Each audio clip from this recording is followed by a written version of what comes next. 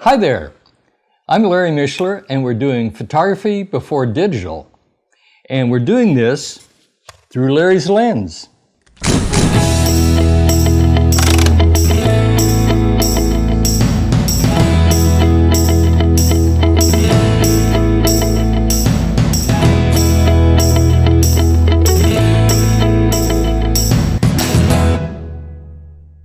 Well, if you saw the last program, I promised you we'd take you to the movies. Actually, it's not the movie theater, but kind of home movies. So anyway, let's get started. Movies actually started over 125 years ago. Thomas Edison was just an amazing man. He not only invented the light bulb, but not many people know that he was very instrumental in movie production. And he had a guy by the name of William Kennedy Dickerson, who was his main guy and came up with a lot of the ideas that Edison got credit for.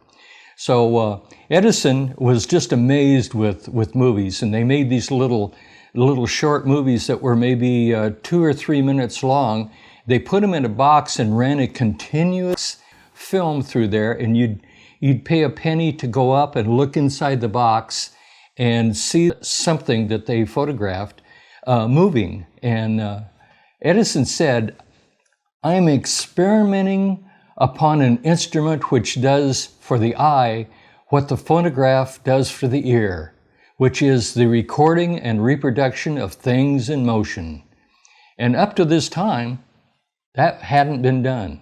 So George Eastman and Thomas Edison were actually very good friends, and they palled around together, and so they were able to help each other with their experimenting. And that's when they came up with the idea for movies. Now, there was a Frenchman, and there's always a Frenchman in photography. And the French were very much intrigued with movies, with film, with everything. In fact, our government spent a lot of money with the French in doing experimentation. So they were probably the first. But in the US, Thomas Edison was the guy, and his guy Dickerson. So anyway, what we'll do is we'll start off, we're talking about home movies now. And home movies became a very popular thing, and it actually happened in the early 40s, late 40s, early 50s. And then things like this came along. Now, this is a Brownie movie camera. This is an 8mm. It's very simple to use. It had one little thing here you set for the light. It had a hand crank. You crank the thing up. And it was, you make a movie. Now, home movies were really popular then, but actually home movies started a little earlier than this. About 1935, Eastman Kodak Company developed Kodachrome. And in 36, they started making Kodachrome film in 8mm. And that was really what a lot of wealthier people or really avid movie guys would buy is a Kodachrome film. It was not cheap. It was very expensive at the time. And in fact, movies have always been not a really inexpensive thing to do, because you couldn't process the stuff yourself. You had to send everything off to another place. I'll show you a few cameras here. This is a camera. This is a Bell & Howell Filmomatic. Filmo 70. And this camera was actually made in the early 30s. It has a 3-lens turret. It has a telephoto lens, wide angle, and a normal lens. And it held a 16mm film. I can open this. I know I can. There we go. And it held a large spool of film, and it was easy to operate. This camera, when it started, was about 1932, 1933, around there. And later, it became very popular with news people. They'd go out, they'd see a truck accident or something like that, they'd pull out their 16 millimeter and they'd film that. And it became, when television became live, it became a really beneficial camera to have. It didn't do sound, but it did the video.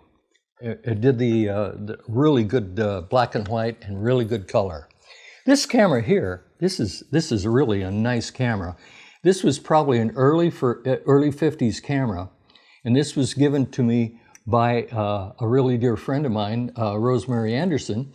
It belonged to her uncle, who lived in Pasadena, California.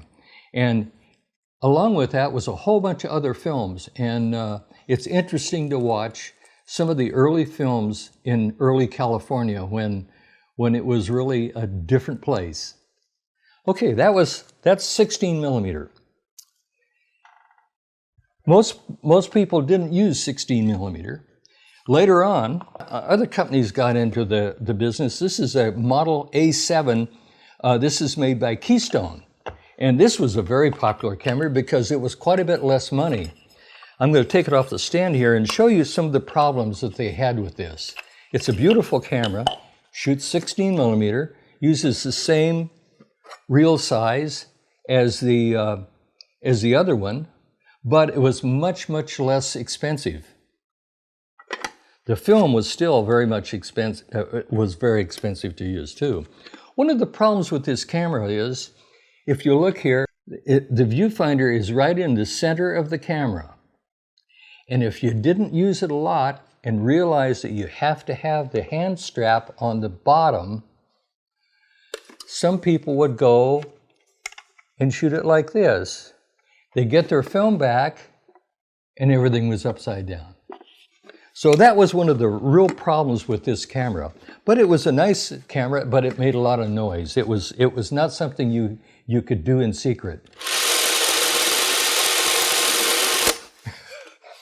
Again, it was a hand-wound, spring-wound camera, and it worked very well.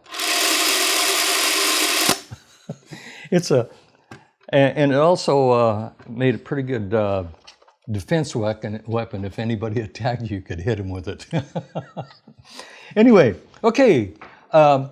So later on, as I said, in '36, they started making 8 millimeter cameras. And so they made several 8 millimeter cameras. I don't have too many old cameras because most of them didn't last too long. And anyway, we didn't get those. But this is a cinematic 8.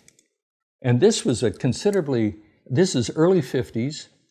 It has a 3-lens turret, just like the 16 millimeter camera here, and it was quite a nice camera. It was around $50, which was kind of expensive for that at the time. That would be equivalent to at least maybe 1.5 weeks work paycheck. So, but they were really nice. They came up with a pistol grip because they realized that this is a good way to use a camera, a movie camera, because you wanted to keep it as still as you could so that you could not have the picture jump all over the place.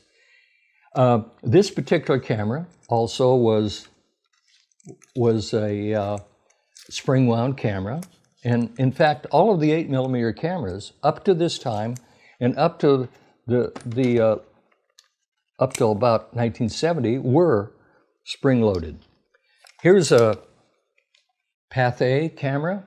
Now everybody knows, or if you've ever been to the newsreel, Pathé News, the eyes and ears of the world, well, they came out with an 8 millimeter camera. This was a French version, and this was made in France. So this was one of the first zoom lens cameras, so that you could zoom the picture, which was really kind of a neat feature at that time.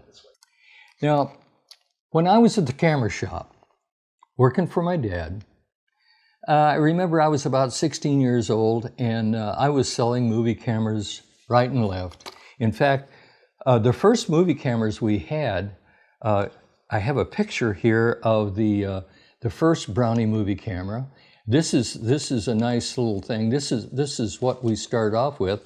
These things sold for around $39.95, which was a very good price for a hobby.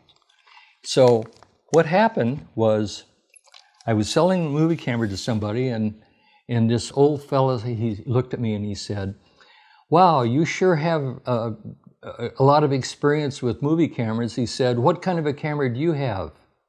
And at that time I realized I had never taken a movie camera or any movies. And so I thought, oh, wow, I need to do this. I need to practice what I preach. So anyway, I bought this Nizzo. This is made in Germany, and it was kind of a neat thing. It was a little more expensive, so my dad gave it to me at cost because we couldn't sell it, and it was a little more expensive. So, but what you could do, it had two lenses, and you have a normal lens and a wide angle lens and a telephoto lens, and you change that by moving the turret up and down. So that was the Nizzo. Now, one of the neat things about 8mm, and a lot of people don't realize this, when you bought a 50-foot roll of film, you only got 25 feet. What happened? Well, what happened was the camera itself, it has a reel here. You put the roll of film on it. The film came in a little box like this. This is a roll of Kodachrome 2, 8mm film. This hasn't been opened. I don't think we can use it now because the expiration date is July 1972. So I think we're about 40 years out of date. So anyway, but that's how it was sold, is in little boxes like this. You load the film in here and you shoot 25 feet of film, and then you take this reel. It would be full of film, and if you can look at it real carefully here, it says when the film is on this reel, you're half exposed. So you take that and you put it on the top, rethread it to the bottom reel, and take the other half. And what happens is that when you send it into the lab, which was at that time was only Kodak, they would take it and process it with the 16mm film, because it was 16 millimeters wide, and slit it down the center, and then splice end to end, and put it on a reel such as this. So you'd get 50 feet of film. Now, at most frame rates, this is about 3 to 4 minutes. So but it was a lot of fun. Now, if you can imagine, you could only shoot 3 or 4 minutes on your iPhone. That would be people would really object to that. But this was considered to be a real fun thing. As we went on, we went into bigger and better cameras. This is a Kodak Zoom Reflex. This particular camera, you view right through the lens, and that was considered really, really novel, because you could take this and you could get up real close, focus in close, and get a picture, and get exactly what you see in the rangefinder or in the viewfinder. Now, one of the things about this is this camera sold for, in fact, it still has a price tag on it, of $216.95. This camera was never sold. And the reason for this is that one thing happened right after this came out. This came out in the early 60s. It was spring wound, and it was a nice quiet camera. You can barely hear that. Anyway, it was a great camera, and a lot of cameras were very similar to that, but somebody came out with sound, and they came out with a new format. You couldn't use sound with a spring-loaded camera because it was too irregular and the sound was really terrible. In the meantime, some of these other cameras, like Bell and Howell, they started with, this is turret lens too. It's a different kind of turret. It turns around like this. This is called the electric eye model. And this was considered a really, really neat thing because it had a meter on it that would set the opening. So if you were out in real bright light, it would close the lens down, if you were in dark spot, it would open it up. So it was considered really nice. It also had built-in filters. So if you were using movie lights, movie lights, what is that? Well, I tell you what, film was very slow. In fact, this was the later version of, this is Kodachrome 2. Kodachrome 1 was an ASA, that's American Standards Association. That's the same thing as the ISO is now. So if you hear some people say ASA, they're probably over 60. In about the 1970s, they changed from ASA to ISO because it was international. In Germany, they used DIN, which was something in German that I can't tell you. And in Japan, they had another one. So they decided to make it international. So that's where International Organization of Standardization, which is IOS, but somehow they decided ISO. So anyway, that's what happened. So anyway, we went from this to this, and the movies, our next step on the thing was sound cameras. Now here's one of Eastman's first Ectosound 140. This is a sound camera. It has a zoom lens. It has a focusing lens. You can focus it. And I'm going to open it up. I'm going to attempt to open it up. Yes, okay. And what it used was a Super 8 magazine. Now, the magazine was, as I showed you before, the regular 8mm film was on a roll, and you load it, shoot half of it, and then you have to turn it over. A lot of times, if you were out in bright sunlight, you'd lose some of the last feet of film on the spool because it got exposed to the light. With a magazine, you didn't. So when you switched over, you put it in the magazine. Now this was the first.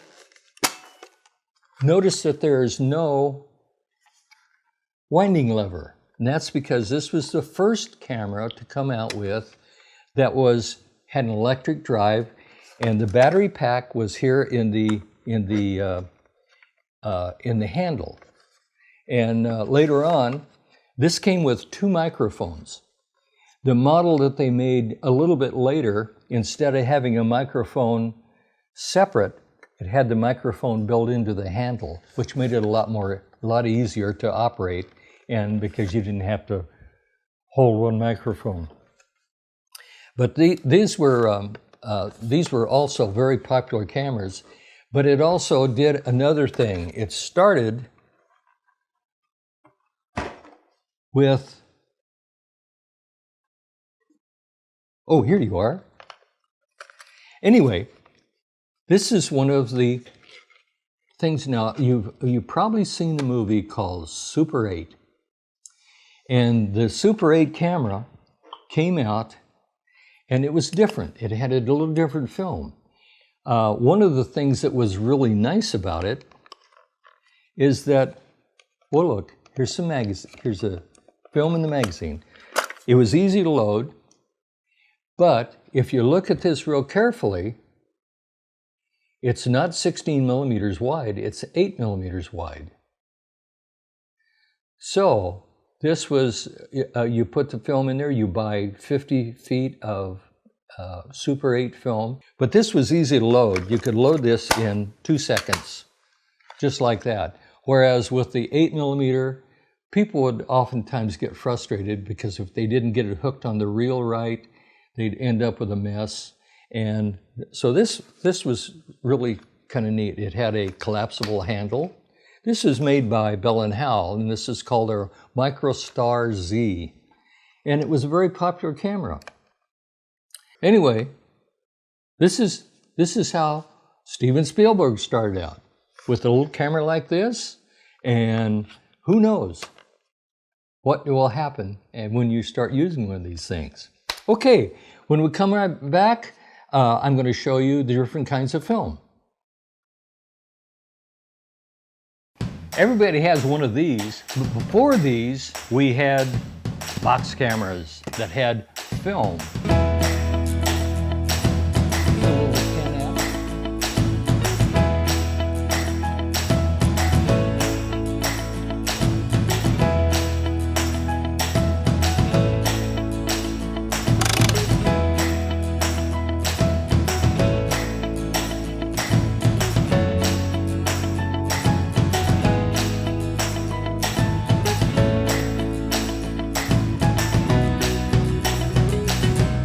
I tell you what, next time we do this, if you could stay awake instead of snoring, that would be great.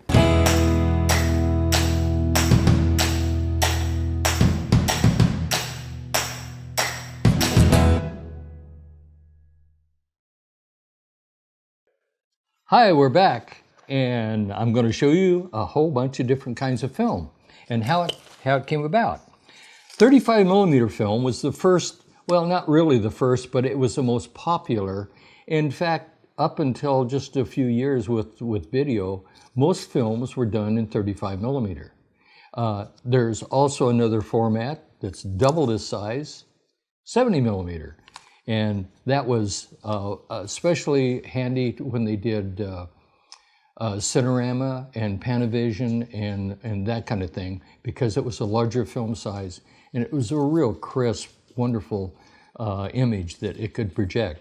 So a 35 millimeter film was the first cinema that was really had function. Next, we went to the 16 millimeter, which was it's actually a little less than half size of the 35, at least the width. 16 millimeter was very popular because it was economical compared to 35. A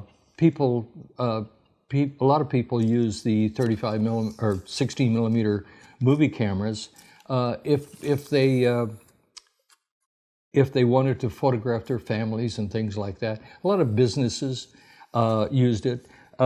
Movies, newsreels used it. We had a lot of, we used to have, instead of the news on television, before television, you had newsreels at the movies. And for 10 cents, you could go to the movie theater and you could see the Pathé Eyes, Ears of the World, and it was all shot on 16 millimeter. And then you'd see a cartoon and maybe even a serial, and then a double feature, all for 10 cents. Well, it's changed a little bit since then. For instance, you don't have newsreels at theaters. And the reason for that is it wouldn't be very current.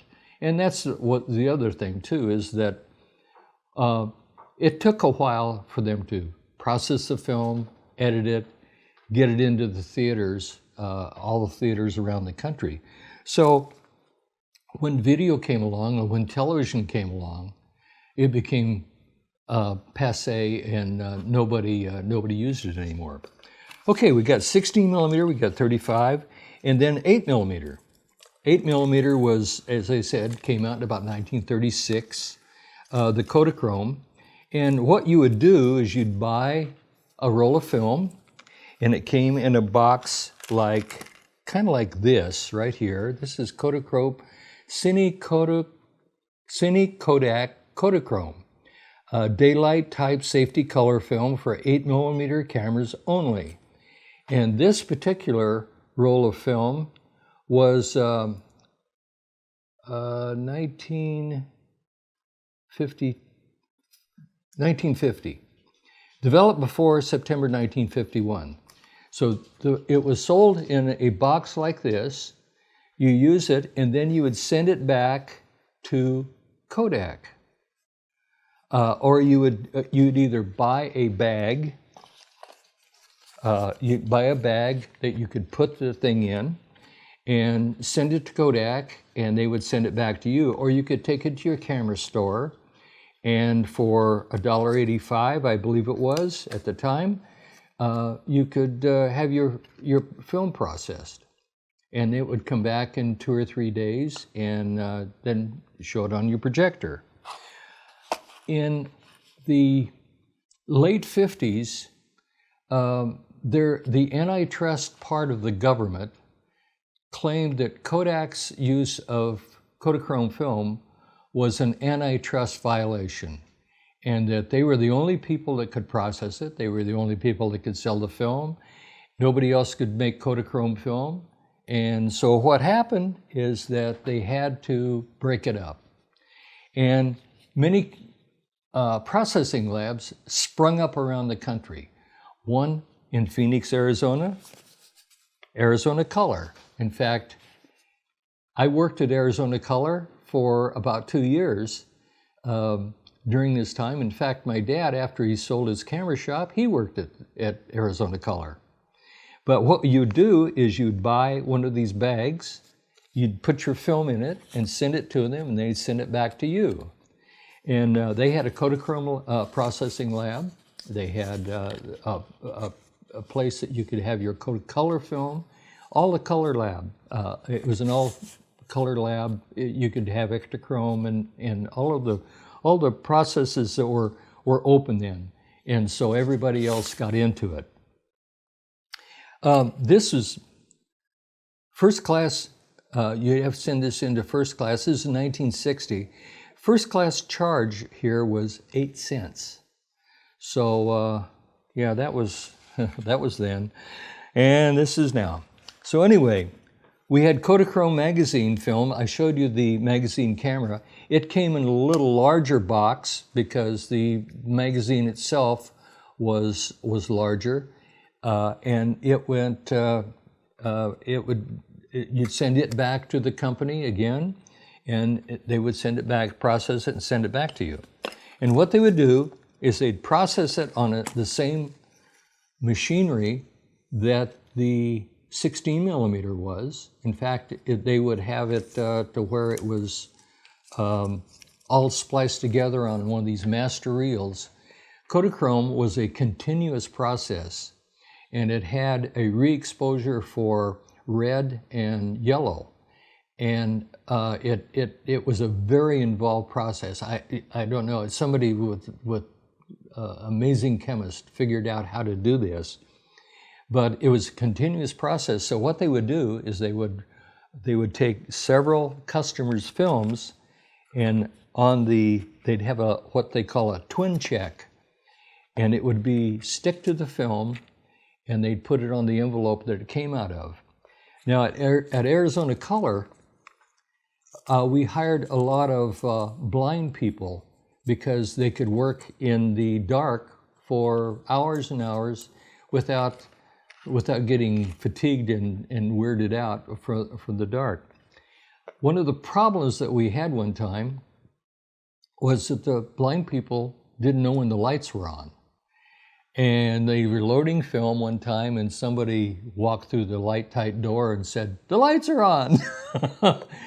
Well, the color lab had to replenish a lot of film that was spoiled. But from that point on, they had one guy that could see, or at least see enough to tell the lights were on.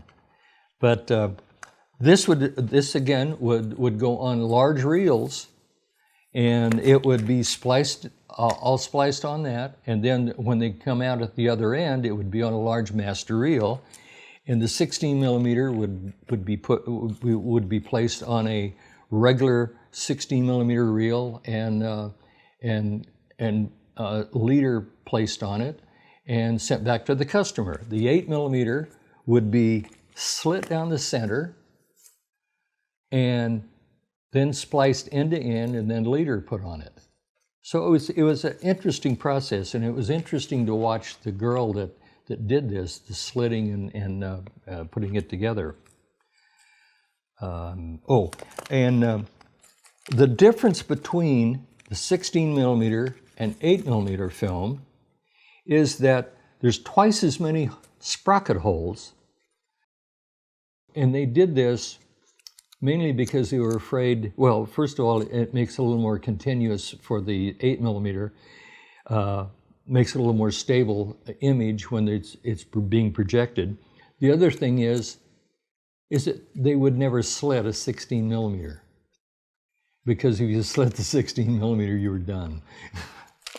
Okay, one of the things that happened when they started doing movies, there were all kinds of things that people with movie cameras would buy. Screens, projectors, splicers. Here's a splicer here. This thing is called a butt splicer, and it would splice the film. It has little tape things that goes on here, and you could splice all your reels together. So you take your 50-foot reels and splice them all together so you could have a longer running show. A 50-foot reel was like 3.5 minutes, maybe 4, depending on the frame rate. And you could put them on here to have, so you wouldn't be changing the reels quite so often. Interesting thing is, when I was getting ready to do this one on movies, I pulled out a bunch of reels. One of the reels that I found this was one of my dad's. This was done in 1947, and it's called Our First Trip to Arizona. I haven't seen this yet, but I'm anxious to take a look at it. And I'm really kind of anxious, because this is what got us into the photography business, and this is how I end up being a photographer.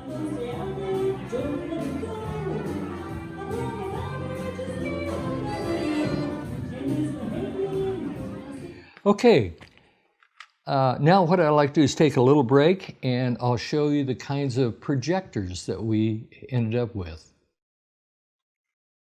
This is Jelly Bean. Jelly Bean is healthy today, but we almost lost her to a common household plant. We knew that poinsettias were dangerous to cats, but we had no idea that lilies and many other plants are toxic as well. Jelly Bean's curiosity about a bouquet of flowers almost killed her. Luckily, she beat the odds the doctor gave her to fully recover and avoid lifelong kidney damage. So keep your cat away from danger by being informed. More information on toxic plants is available on these websites. Make sure your cat keeps all its 9 lives. Watch your cat around plants. Paper bags, you're on your own.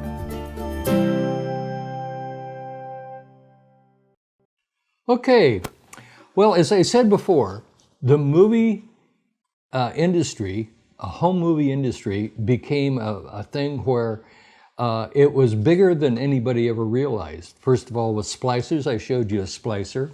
Also, this is a 250-watt bulb.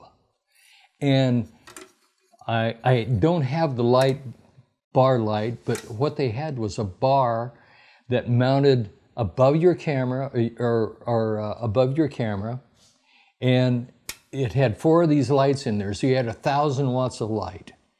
And you plug it in, and you could film inside your house and things like that. But it was a huge amount of light, if you can imagine having to do that with your iPhone. So anyway, well, that was one of the things, and other things were projection. Now, this was my dad's projector. He owned a camera store. He could have had anything he wanted at cost, naturally. But he liked this. This is a Kodak Brownie movie projector. And it has a, oh, and the lens just fell out.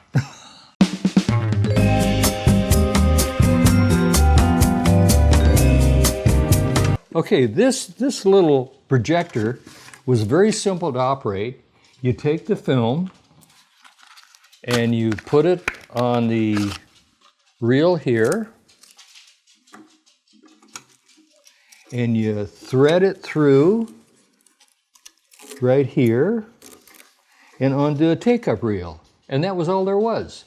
And it was very simple, and it worked really well.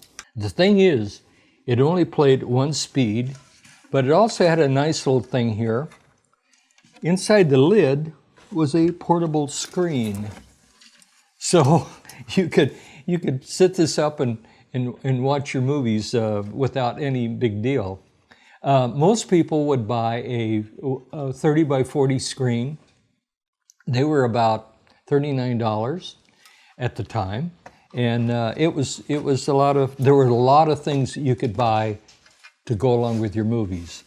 Extra reels, cans, like we had lots of cans. Oh, people would buy movie cans and forever, all that stuff.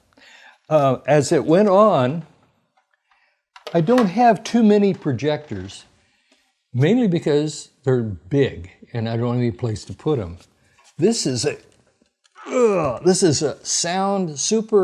Super 8 sound projector, and it weighs a ton. And I think it probably weighs a ton because it has a huge flywheel inside that keeps the sound from fluttering. So you have pretty good quality sound. So use it with the sound projector, or we use it with the sound camera. And the film you would buy has a little magnetic strip on it, and that would record the sound, and then you'd play it back on here. Now, there's a couple other things I'd like to show you. One of the things that there are a lot of people that got into the market.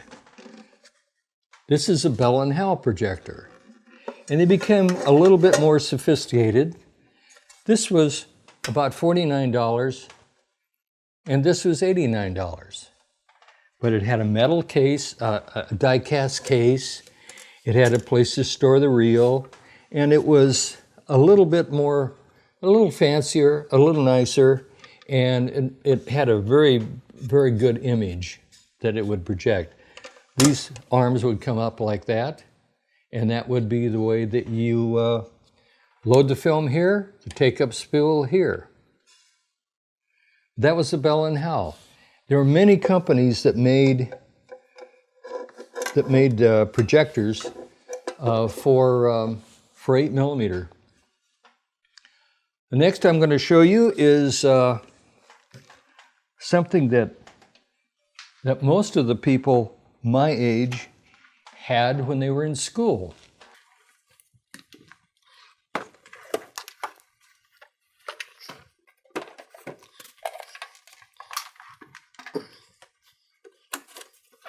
Okay, this is a Bell & Howell. This is a Bell & Howell Filmo Sound. This is a sound projector. And when I said most people my age would recognize this, it's because this was used in classrooms. And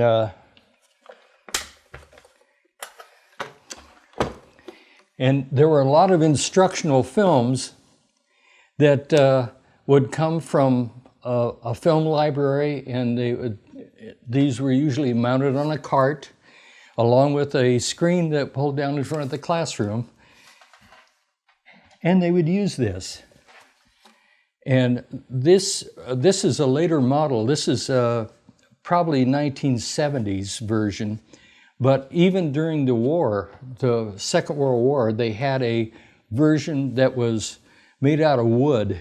The body was made out of wood and had it all folded up. and used in the military for training. So this is was a very popular projector. The basic design didn't change over the years. This is a Revere projector. This is a 1952 vintage, and this has an unusual history. And I show you this not because it's a particularly wonderful projector. It was a good projector, but my dad had one exactly like this. And when I became old enough to drive, he would send me out with that and several cartoon films and maybe a rented feature, and we would go to churches and things like that and have movie night. And that was my job, is to use this projector, or a projector like this. After my dad sold a camera shop in I believe it was the late 60s, early 70s, he donated one of these pieces of equipment to somebody, and I didn't know where it went, but it went. And in 1991, I was working with a group of people that had a use for a projector. And as film was going out about that time, I was working with this group, and they said, "Hey, Larry, would you like to have this projector? We need to get rid of it, and we don't know what to do with it, and maybe you could use it at your school or something like that." And I said, "Oh, okay." And I said, I looked at it, and I said, "Wow, that's exactly like the one my dad had." And I opened it up, and sure enough, it had everything in there. And I pulled out this little bottle. It's Cotoscope lubricating oil. And in my dad's handwriting, it says, "Not for sale." You can just barely see it on there. Now, he did this because we used the oil on other things, and he set it on the shelf in the camera shop. And so he wrote "not for sale" so we wouldn't sell the oil and we would need it, but we lubricated this each time. So this is, I opened this up. This is the speaker in here.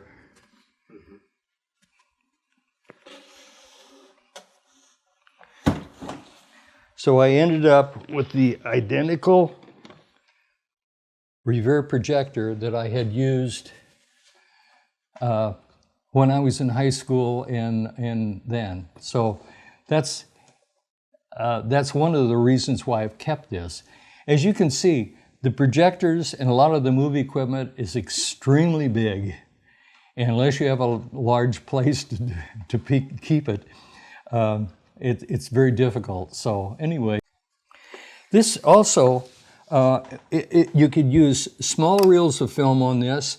And it also has an adaptability part where you could set this on the edge of a table, you put this on, and you could use a big 1600-foot reel, and it would fit on that. So you could do a full-length feature film with this, and that's what we did. And it was an unbelievable workhorse. This holds like that, and that like this, and away you go. So, 60, 70 years later, here it is. Well, thank you for watching today. I've enjoyed this. I found some films that I'm going to be watching tonight, and that'll be a lot of fun. I didn't know I had.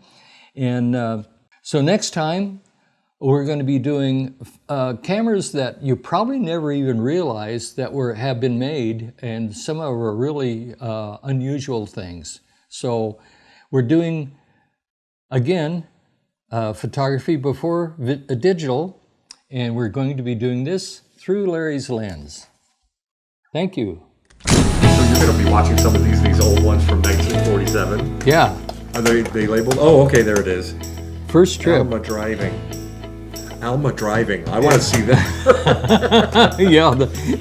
That's great. This is the 1947 trip to Arizona from Kansas That's awesome. in our 1947 Chevy. That's great. So are you able to, which projector will you show these on? Probably, We probably use this one, right? no, that's Super 8. Oh, okay. Probably, I may have to put a new cord on this bell and howl.